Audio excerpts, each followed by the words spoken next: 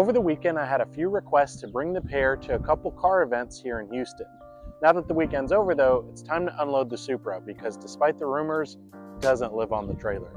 Before I unloaded though, I figured I'd give you guys a breakdown of the setup. The tow vehicle is a 1993 Toyota Land Cruiser that I imported from Japan 4 years ago. It currently has 265,000 kilometers.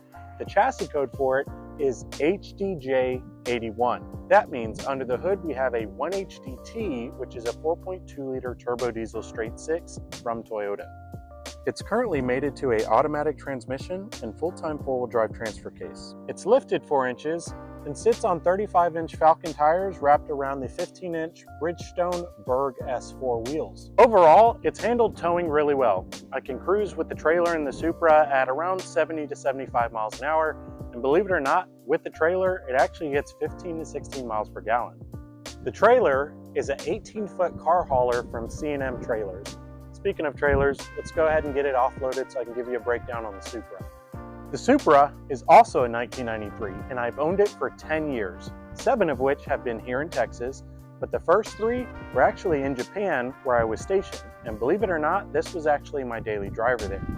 Although it's not technically my daily now, I still drive it probably 3 to 4 times a week, which is part of the reason why this thing has over 235,000 kilometers. It's lowered on HKS coilovers, sitting on 18-inch Workmeister S1 wheels wrapped in Falken tires. Under the hood, we have a factory long block 2JZ GTE with a upgraded SPA 5964 single turbo.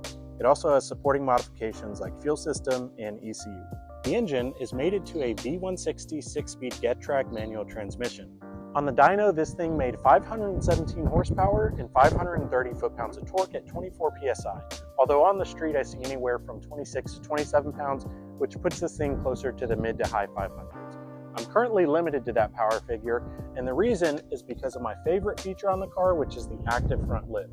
Although it's an awesome feature that was only available on Euro and Japanese spec Supras, the only downside to it is because of the bracket system, which are here behind the bumper, you have to run a side mount intercooler. With this thing weighing in under 3,300 pounds, over 500 horsepower is more than enough. As a matter of fact, it's been perfect for the over 20 track days that I've done in this car. From road course, to autocross, to drifting, to even drag racing. This thing checks all the boxes. We've got just a few weeks before this matching pair becomes a matching trio, so be sure to follow along and also stay tuned for the upcoming merch drop, because it's gonna be sick.